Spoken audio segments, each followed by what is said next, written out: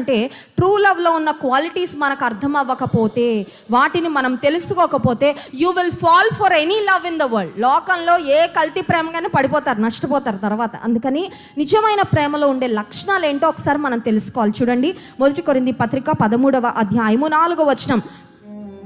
ప్రేమ దీర్ఘకాలము సహించును. ప్రేమలో సహనం ఉంటుందంట. ప్రేమ దయ చూపించును. Love is kind.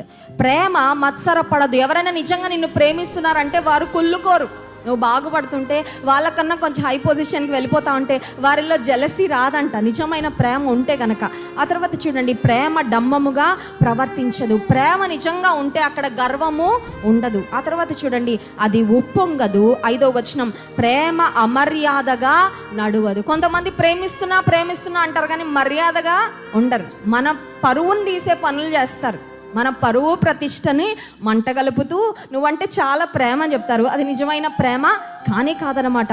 ఆ తర్వాత చూడండి, స్వప్రయోజనమును విచారించుకున్నదు. Love is selfless, it's not selfish. ప్రేమ త్వరగా కోపపడదు. నిజమైన ప్రేమలో కోపం ఉండదు, సహనం ఉంటుంది. ఎంత చేసినా ఏం చేసినా మా వాళ్ళేగా, నేను ప్రేమించే వాళ్ళేగా, పర్వాలేదని ఓర్చుకుంటారు, సహించుకుంటారు. ఆ తర్వాత అపకారమును మనసులో ఉంచుకొనదు. దుర్నీతి విషయమై సంతోషపడక సత్యమునందు సంతోషించును. 1 కొరింథీ పత్రిక 13వ అధ్యాయం 7వ వచనం. అన్నిటినీ తాలుకొని భరిస్తదంటండి ప్రేమ. నిజమైన ప్రేమ భరిస్తుంది. ఆ తర్వాత అన్నిటినీ నమ్మును. నిజమైన ప్రేమలో నమ్మకం ఉంటుంది.